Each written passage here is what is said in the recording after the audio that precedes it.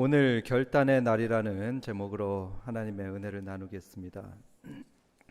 제가 언젠가 굉장히 인상 깊게 봤던 영화의 한 장면이 있습니다.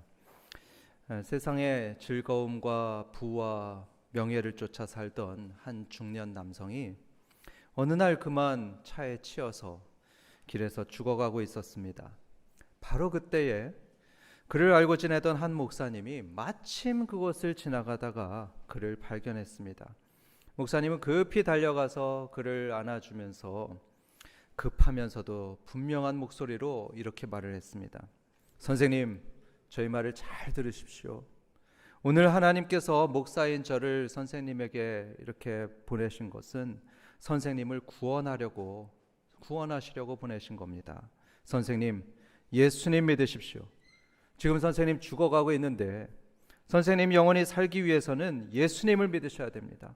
지금 예수님께 선생님의 영혼을 맡기십시오. 그러자 그 남성은 네, 믿습니다 고백하고는 그 자리에서 숨을 거두었습니다. 저는 이 영화를 본 이후로 믿지 않는 분들을 만날 때면 종종 이런 생각을 하곤 합니다. 오늘이 어쩌면 이분을 보는 마지막 날일지도 모르겠다. 오늘 하나님께서 저 사람을 만나게 하신 건 저 사람을 구원하라고, 그래서 나를 보내신지도 모르겠다. 그렇게 생각합니다. 정말로 얼마 전에는요, 제가 아는 한 젊은 사장님이 예수님도 모르고 갑자기 세상을 떠났습니다. 그 소식을 들었을 때 저는 정말 놀라면서도 동시에 이런 생각이 들었습니다. 야, 정말 내일 일을 알 수가 없구나. 정말로 예수님을 전해야 되겠구나 생각했습니다. 오늘 여호수아서 24장의 말씀은 바로 이런 마지막 만남, 마지막 말에 관한 내용입니다. 지난번에 이어서 여호수아가 백성들에게 남기는 유언이면서 또한 고별사입니다. 질문 하나를 먼저 드리겠습니다. 여러분이 만약에 마지막으로 사랑하는 사람들 앞에서 유언을 한다 또는 고별사를 한다면 무슨 말을 하시겠습니까? 저는 한번 생각해 봤습니다. 오늘이 만일 나의 마지막 설교라면 또는 우리 성도님들과의 마지막 만남이라면 나는 무슨 말을 하게 될까? 가만히 생각해 봤습니다. 아마 이런 세 가지 말을 할 것 같습니다. 고맙습니다. 사랑합니다. 미안합니다. 그동안 사랑해 주셔서 너무 감사합니다. 여러분 사랑합니다. 저희 부족했던 모든 것들은 용서해 주십시오. 미안합니다. 이렇게 말할 것 같습니다. 아마 여러분도 그럴 겁니다. 그런데 놀랍게도 오늘 여호수아서 24장 이 전체를 보게 되면요, 여호수아는 일체 그런 말을 하질 않습니다. 그런 말이 없습니다. 여러분, 이날은 여호수아가 백성들 앞에 서는 마지막 시간입니다. 마지막 시간인데 그렇게 수십 년을 동고동락한 이스라엘 백성들, 그리고 그 지도자들을 앞에 두고 그동안 고마웠습니다, 사랑합니다, 미안합니다 이런 말을 전혀 하질 않습니다. 여러분 한번 쭉 보십시오. 하나도 없습니다. 왜 그럴까요? 왜냐하면 여호수아에게는 그게 제일 중요한 말이 아니었던 것입니다. 유언에 남길 말이 아니었습니다. 대신 여호수아는 오직 이런 말을 합니다. 하나님을 잘 섬기십시오. 여호수아의 긴 고별사, 이거를 한마디로 요약을 하게 되면 이것입니다. 하나님을 잘 섬기십시오. 왜냐하면 이것은 사람이 죽고 사는 문제이거든요. 사람이 살고 죽는 문제는 하나님을 잘 섬기냐 잘 안 섬기냐 거기에 달려있기 때문입니다. 또 이 땅에서의 화와 복 역시 하나님을 어떻게 섬기느냐 거기에 달려있기 때문입니다. 그래서 여호수아는 마지막 고별사로 하나님을 잘 섬기십시오 말하고 있습니다. 함께 확인해 보겠습니다. 14절부터 16절. 그러므로 이제는 여호와를 경외하며 온전함과 진실함으로 그를 섬기라. 너희의 조상들이 강 저쪽과 애굽에서 섬기던 신들을 치워버리고 여호와만 섬기라. 만일 여호와를 섬기는 것이 너희에게 좋지 않게 보이거든 너희 조상들이 강 저쪽에서 섬기던 신들이든지 또는 너희가 거주하는 땅에 있는 아모리 족속의 신들이든지 너희가 섬길 자를 오늘 택하라. 오직 나와 내 집은 여호와를 섬기겠노라 하니 백성이 대답하여 이르되 우리가 결단코 여호와를 버리고 다른 신들을 섬기기를 하지 아니하오리니. 여러분, 지금 여호수아는 마치 피를 토하듯이 정말 절박한 심정으로 백성들에게 말하고 있습니다. 여호와를 섬겨라. 그런데 여러분, 저는 이 여호수아의 말들 중에서 특별히 두 단어가 눈에 크게 들어왔습니다. 그게 뭐냐면 오늘 택하라 이것입니다.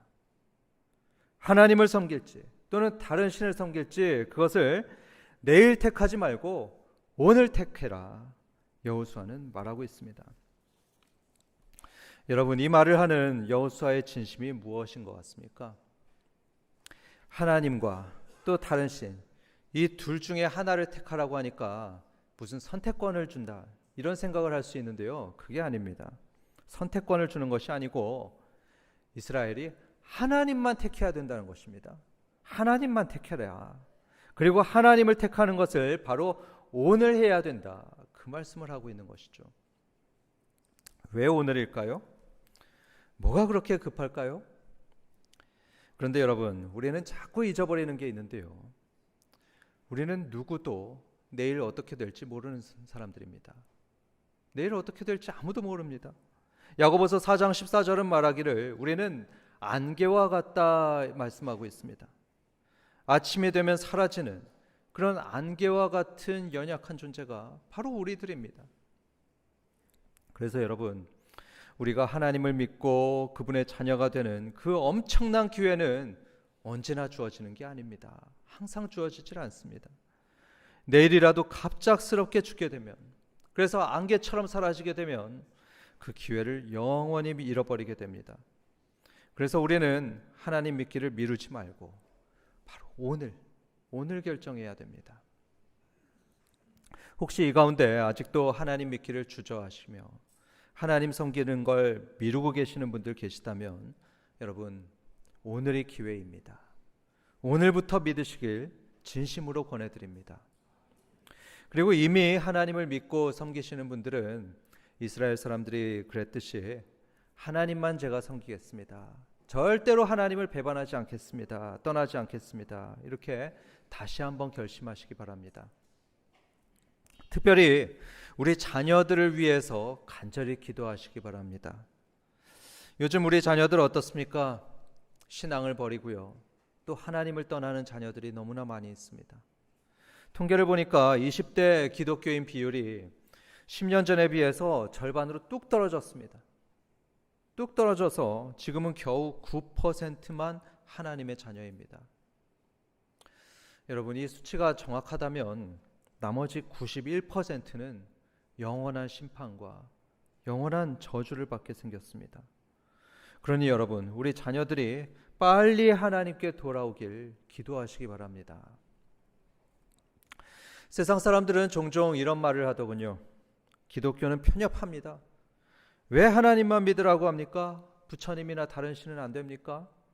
힌두교는 이 신도 되고 저 신도 되고 다 된다는데 왜 기독교는 하나님만 섬기라고 합니까?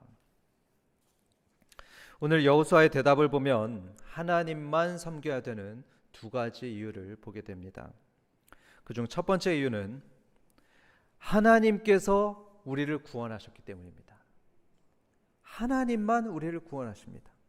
여호수아는 대답하기를 하나님께서 이스라엘을 구원하셨다 말하고 있습니다. 본래 이스라엘은 우상을 숭배하던 족속이었습니다. 처음부터 하나님 믿지 않았습니다. 본래 우상을 믿었습니다. 가나안 땅의 우상 숭배자였던 데라의 후손들입니다. 아마 계속 그렇게 살았다면 이들도 하나님으로부터 심판을 받아서 멸망당할 그런 운명이었습니다. 그런데 하나님께서 어떻게 하셨죠? 3절을 보면 내가 너희의 조상 아브라함을 강 저쪽에서 이끌어내요 라고 말하고 있습니다. 즉 이스라엘의 조상 아브라함을 우상 숭배의 그 악하고 어두운 삶에서 이끌어내셨다, 하나님은 말씀하고 있습니다. 이끌어내셔서 하나님의 거룩한 백성으로 삼으셨습니다. 그리고 마치 어머니가 아기를 보살피듯이 전적으로 이스라엘을 도와주셨습니다. 그렇게 도와주신 이야기가 13절까지 길게 나와 있습니다. 그걸 요약하면 이렇습니다. 하나님은 애굽과 아모리 같은 강적으로부터 이스라엘을 구원하셨습니다. 그들을 이기게 하셨죠. 그래서 수고하지도 않고 땀 흘리지도 않은 그 가나안 땅, 또 성읍, 그리고 포도원들을 이들에게 다 주셨습니다. 이런 구원의 역사를 여호수아는 차근차근 사람들에게 설명한 후에 이렇게 말을 합니다. 그러니까 여러분, 하나님만 섬기셔야 됩니다. 우리를 구원하시고 이렇게 복을 주신 하나님만 섬기셔야 됩니다. 절대로 그분을 배반해서는 안 됩니다. 여호수아는 말을 합니다. 여러분, 우리도 마찬가지입니다. 하나님께서는 우리를 구원해 주셨습니다. 어떻게 구원하셨죠? 하나님의 아들 예수님을 이 땅으로 보내주셨습니다. 그래서 예수님께서 우리의 죄를 대신하여 죽으심으로써 그를 믿는 모든 사람들의 죄를 다 용서해 주셨습니다. 하나님의 자녀가 되게 하셨죠? 천국과 영생을 기업으로 얻게 하셨습니다. 여러분, 이렇게까지 자기를 희생하면서까지 사람들을 구원하는 신이 도대체 어디 있겠습니까? 오직 하나님뿐이십니다. 하나님만 그렇게 하십니다. 그래서 우리는 오직 하나님만 믿고 섬겨야 됩니다. 하나님만 섬겨야 될 두 번째 이유, 그것은 하나님께서는요, 자신을 섬기지 않는 자에게는 화를 내리시고요, 사랑하며 섬기는 자에게는 복을 주시기 때문입니다. 이것은 조금 거부감이 들 수 있는 그런 말씀이지만요, 하나님은 그런 분이십니다. 19절 말씀처럼 그분은 질투하시는 하나님이십니다. 출애굽기 20장에서도 하나님은 나는 질투하는 하나님이다 소개하고 있습니다. 그렇기 때문에 하나님은 당신의 백성들이 만약에 다른 신을 섬긴다, 그러면 질투하십니다. 질투하셔서 그들에게 재앙을 내리십니다. 어제까진 잘 믿다가 오늘 하나님을 떠난다? 그래도 마찬가지입니다. 과거에 잘 믿었으니까 괜찮겠지, 그게 아니고요, 오늘 하나님을 섬기지 않는다면 화가 임할 것이다 하는 것입니다. 20절입니다. 만일 너희가 여호와를 버리고 이방 신들을 섬기면 너희에게 복을 내리신 후에라도 돌이켜 너희에게 재앙을 내리시고 너희를 멸하시리라. 그래서 여호수아는 오직 하나님만 섬기십시오, 이렇게 유언했던 것입니다. 저는 이런 말씀이 현대인들에게 거부감을 줄 수 있다는 거 잘 알고 있습니다. 잘 알고 있는데요, 하지만 여러분, 이런 엄하신 말씀은 사실 우리를 사랑하시기 때문에 하신 말씀입니다. 깊은 사랑 때문에 하신 말씀이라는 거 여러분 이해하시기 바랍니다. 예를 들어 보겠습니다. 여러분, 만약에 여러분 배우자가 어느 날 다른 사람하고 다정하게 팔짱을 끼고 걸어간다, 여러분 그거 보시면 어떨 것 같습니까? 당연히 질투를 느끼실 겁니다. 분노의 감정이 속에서 올라오는 거 당연할 겁니다. 그 모습을 보면서 아유, 보기 좋네, 참 예쁜 커플이네, 이럴 분 계시겠습니까? 하나도 없을 겁니다. 화를 낼 거죠. 저 사람 누구야 하면서 당신 바람 피우면 가만 안 둘 거야, 이렇게 말할 겁니다. 왜 그렇습니까? 사랑하기 때문이죠. 사랑하기 때문입니다. 그리고 결혼할 때 남편만 사랑하겠다고, 아내만 사랑하겠다고 그렇게 약속했기 때문입니다. 그러니까 배우자가 다른 사람을 만나게 되면 질투하고 분노하는 것이 당연한 것입니다. 마찬가지로 하나님께서 나 외에 다른 것들을 섬긴다면 재앙을 내리겠다 말씀하셨던 것은 그만큼 우리를 사랑하신다는 것입니다. 그만큼 우리를 끔찍하게 사랑하시는 하나님의 마음입니다. 여러분, 이 중에는 세례받은 세례자들 많으십니다. 세례를 많이 받으셨는데요, 이 세례의 의미가 뭐냐 하면은 언약식과 같습니다. 언약식과 같아서 저는 하나님만 사랑하며 하나님만 섬기겠습니다. 약속하는 것입니다. 그런데 만약에 우리가 하나님과의 그 거룩한 언약, 그 약속을 깨버린다? 그러면 하나님께서는 당연히 질투하셔야 됩니다. 당연히 분노하셔야 되는 겁니다. 왜냐하면 죄인이던 우리를 구원하셔서 당신의 신부까지 삼으셨는데, 그런데 우리가 하나님이 아닌 다른 걸 더 좋아하고 다른 걸 더 의지하고 더 섬긴다면 신랑이신 하나님은 당연히 질투하는 것이죠. 분노하는 것이 마땅한 겁니다. 만약에 여러분, 우리가 하나님을 떠나서 사는데도 하나님께서 전혀 분노하지 않으신다, 만약에 그렇다면 그건 뭡니까? 그거 좋은 걸까요? 하지만 여러분, 그것은 다행인 것도 아니고 좋은 것도 아닙니다. 오히려 끔찍한 상황입니다. 히브리서 12장 8절에서 말씀하기를, 그런 징계가 없는 사람은 영적인 사생아라고 했습니다. 영적인 사생아다. 하나님의 자녀가 아니고요, 하나님의 사랑과 관심 밖에 있는 그런 저주받은 사람이라고 말을 합니다. 그러니까 하나님을 떠났어도 하나님께서는 질투하지도 않고 분노하지 않으시는 거죠. 그리고 여러분, 화와 복을 말씀하시는 그 하나님의 진짜 마음이 무엇인지 아십니까? 그것은 바로 하나님만 잘 섬겨서 복을 받으라는 말씀입니다. 하나님 잘 섬겨서 복을 받아라 하는 의미죠. 여호수아는 23장에서 이렇게 말했습니다. 하나님만 온전히 섬기게 되면 대적이 없을 것이고요, 대적이 있다고 하더라도 하나님께서 친히 싸우시고 쫓아낼 것이다 하셨습니다. 또 아름다운 땅을 차지하게 하시고 안식을 누리게 할 거다 약속하셨습니다. 이런 복을 이스라엘이 누리라고 나만 섬겨라, 나만 온전히 섬겨라 하나님이 말씀하시는 겁니다. 우리도 마찬가지입니다. 우리도 하나님만 섬기기로 결심을 하죠. 그래서 세례를 받고 하나님의 자녀가 되죠. 하나님의 신부가 되게 되면, 그러면 우리는 큰 복을 받게 됩니다. 이 땅에서는 특별한 돌보심과 사랑을 받으면서 살다가 주님이 다시 오실 때는 예수님처럼 부활해서 영원히 사는 정말 엄청난 복을 받게 됩니다. 그러니까 혹시 아직도 하나님을 영접하지 못한 분들이 계시다면 오늘 결단하시기 바랍니다. 오늘 결단하셔서 마음으로 하나님을 영접하시길 진심으로 권해드립니다. 그런데 여러분, 하나님을 섬긴다고 할 때 그 섬긴다는 것은 구체적으로 어떻게 하는 걸까요? 보통 우리가 신을 섬긴다 하면은 신을 경배하는 모습을 떠올릴 겁니다. 어떤 제단 앞에서 무릎을 꿇고 그 앞에 기도하거나 절을 하는 그런 종교적인 행위를 섬긴다, 이렇게 생각하실 겁니다. 그런데 여러분, 우리 하나님께서는요, 어떤 형상이 없습니다. 어떤 눈에 보이는 형상이 없기 때문에 우리는 하나님 앞에 절할 수가 없고요, 절을 하는 것도 그게 하나님 섬기는 좋은 방법도 아닙니다.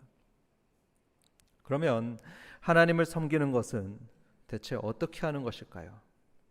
오늘 본문을 보면 하나님을 섬기는 방법이 구체적으로 나타나 있는데요, 그것은 바로 하나님의 목소리를 청종하는 것입니다. 따라해 보겠습니다. 하나님의 목소리를 청종하는 것이 하나님을 섬기는 것이다. 24절을 보시면 백성들이 여호수아에게 이렇게 말을 합니다. 우리 하나님 여호와를 우리가 섬기고 그의 목소리를 우리가 청종하리이다 합니다. 우리가 하나님의 목소리를 청종하리이다. 여러분, 이때 청종의 의미는 한자로 들을 청자 그리고 쫓을 종자, 그래서 잘 듣고 잘 따르는 것이 바로 청종입니다. 즉 하나님을 잘 섬기는 것이 무엇이냐 하면 그의 말씀을 잘 듣고 그 말씀대로 순종하는 것입니다. 그게 하나님을 섬기는 것입니다. 그래서 성도 여러분, 저는 지금 이 여호수아의 심정으로 여러분들에게 말씀하고 있는데요, 먼저 하나님의 말씀을 들으시기 바랍니다. 말씀을 들으시기 바랍니다. 여러분 꽉 닫힌 마음을 여시고 나의 생각과 나의 뜻, 나의 계획 다 내려놓으시고 겸손하게 하나님의 말씀을 들으시기 바랍니다. 하루는 이런 일이 있었습니다. 예수님과 제자들이 변화산에 갔습니다. 변화산에 있을 때 하나님께서는 구름 속에서 제자들에게 말씀하셨습니다. 이는 내 사랑하는 아들이니. 누구를 말씀하는 거죠? 예수님 말하죠. 이는 내 사랑하는 아들이니 너희는 그의 말을 들으라 했습니다. 여러분, 이건 하나님께서 예수님에 관하여 직접 제자들에게 말씀하신 유일한 명령입니다. 유일한 명령이 이게 뭐냐면 예수님의 말을 들으라 이것입니다. 내 아들의 말을 들으라 명하셨습니다. 여러분, 듣는 것이 그렇게 중요합니다. 하나님께서는 당신의 말씀을 듣는 것을 성전에서 절하는 것보다도 훨씬 기뻐하십니다. 또 구약 성경에서 핵심 중에 핵심 구절이라서 유대인들이 항상 암송하고 있는 구절이 있는데 그것은 신명기 6장 4절입니다. 히브리어로 쉐마 이스라엘, 한글로는 들으라 이스라엘인데요. 이것이 바로 유대인들에게 있어서 바로 핵심 구절입니다. 즉 하나님의 말씀을 듣는 것이 신앙의 핵심이고요. 하나님을 섬기는 최고의 방법입니다. 그런데 제가 요즘 성도들을 가만 보니까요. 제가 여기 중에 누구 보고 얘기하는 게 아닙니다. 짐작하며 또 주변에 듣는 얘기를 보니까 우리 성도들이 유튜브 영상을 하나님 말씀보다 더 많이 듣는 것 같습니다.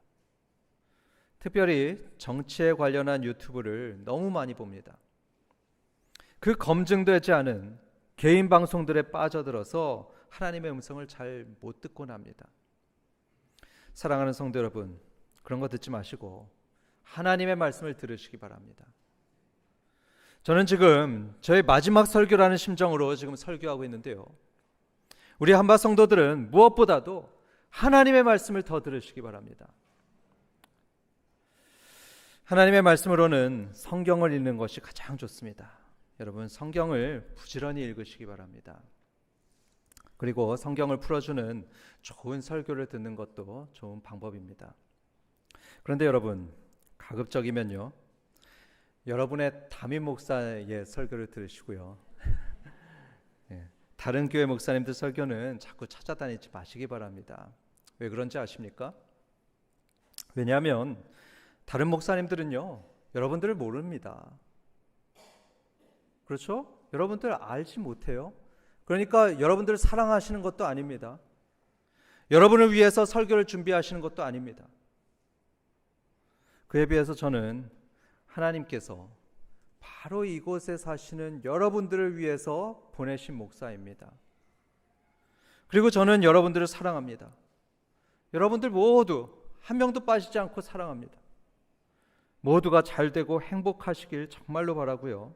그래서 여러분들의 상황을 항상 마음에 두고 여러분에게 필요한 말씀을 전하기 위해서 마음을 다해서 설교를 준비합니다. 저 다른 교회 성도들 향해서 하는 거 아니에요. 여러분들 생각하면서 설교를 준비합니다. 여러분 한번 생각해 보십시오. 사랑하는 아들을 생각하면서 그 아들에 맞춰서 정성껏 만든 그 어머니의 밥하고 모든 사람들에게 주는 식당 밥 중에서 어느 것이 더 좋겠습니까? 당연히 어머님의 밥이죠. 그러니까 여러분, 다른 설교를 찾아다니시기보다는 조금 부족하더라도 여러분의 담임 목사의 설교를 들으시는 겁니다. 다른 거 듣는 시간에 제 설교를 2번 들으세요. 그리고 하나님의 말씀을 들은 다음에는 어떻게 해야 되겠습니까? 순종해야 되는 것이죠. 마태복음 7장은 말씀하기를 하나님의 말씀을 듣고 행하는 자가 지혜로운 자라고 하셨습니다. 누가복음 11장에서는 말씀을 듣고 지키는 자가 복이 있다 말씀하셨습니다. 반대로 듣기만 하고 행하지 않는 자는 모래 위에 집을 지은 어리석은 자와 같다 말씀하셨죠. 비바람이 불면 무너질 사람이라고 하셨습니다. 그러니 여러분, 주일날 말씀을 들으시면 말씀을 실천하는 성도들 되시길 주님의 이름으로 축원합니다. 때로 하나님께서는 순종하라는 뜻에서 우리에게 재앙과 고통을 주시기도 합니다. 다시 말씀드립니다. 우리에게 순종하라는 의미에서 우리에게 재앙과 고통을 주시기도 하십니다. 즉 우리에게 닥친 재앙과 고통, 그게 모두 그런 건 아닙니다. 모두 그런 건 아니지만 때로는 말씀에 순종하라는 하나님의 눈물의 메시지일 때도 있습니다. 이스라엘이 바로 그랬죠. 이스라엘이 하나님 말씀에 귀를 막고 불순종할 때가 있었습니다. 하나님 말씀에 귀를 꽉 닫고 너무너무 불순종할 때 하나님께서는 전쟁과 기근을 주셨습니다. 그런 큰 고통을 주시면서 다시 하나님께 돌아오라고, 다시 하나님만 섬기라고 말씀하셨습니다. 그래서 C.S. 루이스의 이런 유명한 말이 있죠. 고통은 하나님의 메가폰이다. 고통은 하나님의 메가폰이다. 즉 고통이란 귀먹은 사람들을 흔들어가지고 깨우려 하는 하나님의 메가폰인 것입니다. 우리가 너무너무 듣지 않으면 하나님께서는 참고 참으시죠. 그러다가 우리에게 고통을 주시면서 눈물로 외치실 겁니다. 그러니까 내 말 좀 들어라. 내 생명의 말씀을 듣고 순종하거라. 그 악한 길에서 돌아오거라. 그게 그 고통에 담긴 하나님의 메시지입니다. 굉장히 조심스러운 말씀이지만 믿음으로 받으실 분은 믿음으로 받으시기 바랍니다. 지금 나에게 왜 이런 고통이 있는지 그 이유를 도무지 모르시겠다면 곰곰이 생각해 보시기 바랍니다. 혹시 내가 하나님 말씀에 귀를 닫고 있는 것은 아닐까? 하나님 말씀에 불순종하는 것이 있지는 않나? 곰곰이 생각해 보시는 겁니다. 하나님께서는 한탄하듯 말씀하시기를 듣기는 들어도 듣지 못하는 사람들이 있을 거다 하셨습니다. 마치 쇠귀의 경을 읽듯 똑같이 이 자리에 앉아서 설교를 듣는데도요, 마치 화강암처럼 딱딱하신 분들이 있습니다. 화강암처럼 마음이 딱딱해서 하나님 말씀이 안으로 들어가지 못하고 튕겨 나옵니다. 말씀이 바람처럼 휙 지나가서 자기가 믿고 싶은 대로 믿고 자기가 하고 싶은 대로 사는 사람들이 있을 거다. 예수님은 말씀하셨습니다. 그런 성도들이 있다면 하나님께서는요, 메가폰을 드십니다. 고통이란 메가폰을 드시고 닫힌 귀가 뻥 뚫리도록 그렇게 말씀하실 겁니다. 하나님께로 돌아오거라. 너의 악한 길을 버리고 말씀에 순종하라 말씀하신죠. 또한 하나님은 순종하는 사람들에게는 기뻐하시며 복을 주시는 분이십니다. 순종하는 자들은 기뻐하며 복을 주시죠. 저는 참 감사한 게 있는데요. 그게 뭐냐면 우리 교회는 정말로 착하고 순종적인 분들이 많이 계십니다. 정말 많이 계세요. 예를 들어서 구체적으로 기도하십시오 이렇게 설교를 듣고 나선 바로 그 주에 주택 매매를 두고 기도하시는 분들 계셨고요.